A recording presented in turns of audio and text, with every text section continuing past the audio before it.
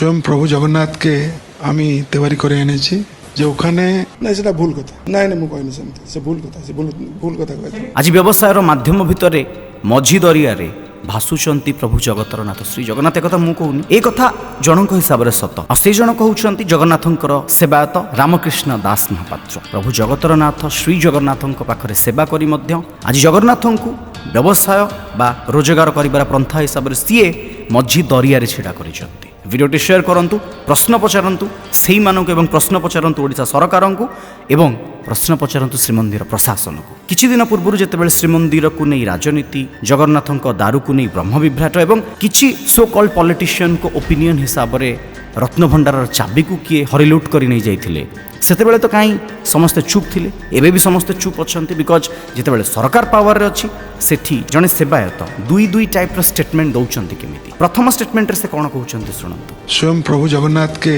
আমি তেওয়ারি করে এনেছি যে ওখানে 12 বছর 19 বছর অন্তরে যখন নবকলেবর হয় তখন যে দারুব্রহ্মকে আমাকে স্বপ্ন হয়, যে দারুব্রহ্ম কাঠ আমরা আনি সেটা প্রভুরকে হবার পরে কিছু কাঠ আমাদের কাছে থাকে মন্দিরের ভিতরে। ତାଙ୍କ କହିବା ମୁତାବକ ଜଗନ୍ନାଥଙ୍କର ଯେଉଁ 12ରୁ 19 ବର୍ଷରେ ଥରେ ବ୍ରହ୍ମ ପରିବର୍ତ୍ତନ ହୁଏ ବା ଦାରୁ ବିଗ୍ରହଙ୍କୁ ପ୍ରତିଷ୍ଠା କରାଯାଏ, ନବକଳେବର କରାଯାଏ, ପୁରୁଣା ଦାରୁ ମୂରତିରୁ କାଠ ନେଇ ମୂର୍ତ୍ତି ତିଆରି କରି ସିଏ ପ୍ରତିଷ୍ଠା କରିଛନ୍ତି ବୋଲି ବଙ୍ଗଳା ଟିଭି ଚ୍ୟାନେଲରେ ଷ୍ଟେଟମେଣ୍ଟ ଦିଅନ୍ତି। ଏବଂ ପରେ ଷ୍ଟେଟମେଣ୍ଟ ଓଡ଼ିଶା ଆସିବା ପରେ ନା ସେଟା ଭୁଲ କଥା ନାଇଁ ନା, ମୁଁ କହିନି ସେମିତି ସେ ଭୁଲ କଥା, ସେ ଭୁଲ କଥା କହିଛି। ତାଙ୍କୁ ଯେତେବେଳେ ଓଡ଼ିଆ ନ୍ୟୁଜ୍ ଚ୍ୟାନେଲ ପ୍ରଶ୍ନ ପଚାରନ୍ତି ନିଜ ଘରେ ବା ନିଜ ବାସଭବନରେ ଗୋଟେ ପ୍ରେସ୍ ମିଟ୍ ଅର୍ଗାନାଇଜ୍ କରି, ସିଏ କୁହନ୍ତି ଯେ ଏକଥା ମୁଁ କହିନି, ମୂର୍ତ୍ତି ଆମେ ତିଆରି କରିକି ନେଇଛୁ କିନ୍ତୁ ପୁରୁଣା ଜଗନ୍ନାଥଙ୍କର ଦାରୁ ବିଗ୍ରହର କାଠରେ ନୁହଁ। ହେଲେ ଦୁଇଟା ଷ୍ଟେଟମେଣ୍ଟ କ'ଣ ପାଇଁ? ଏତେ ସବୁ ଘଟଣା ଘଟି ସାରିବା ପରେ ଯେତେବେଳେ ଶ୍ରୀମନ୍ଦିର ପ୍ରଶାସନ ଜଗତର ନାଥ ଜଗନ୍ନାଥଙ୍କୁ ନେଇ ଓଡ଼ିଶାର ରାଜସ୍ୱ ଭିତରେ ମନ୍ଦିରକୁ ପରିଚାଳନା କରିବା ପାଇଁ ଗୋଟେ ସଂଗଠିତ ସଂସ୍ଥା ହିସାବରେ ପରିଗଣିତ ହେଉଛି, ସେ ଜାଗାରେ ପ୍ରଶାସକ ଚୁପ୍ କ'ଣ ପାଇଁ?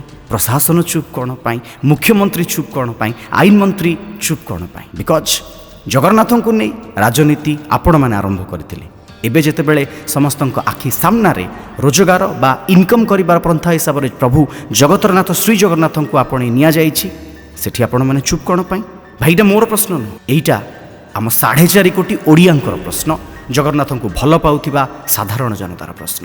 ଯଦି ଏକମତ, ଭିଡ଼ିଓ ସେୟାର କରନ୍ତୁ, ସରକାରଙ୍କୁ ପ୍ରଶ୍ନ କରନ୍ତୁ। ଜୟ ଜଗନ୍ନାଥ, ବନ୍ଦେ ଉତ୍କଳ ଜନନୀ।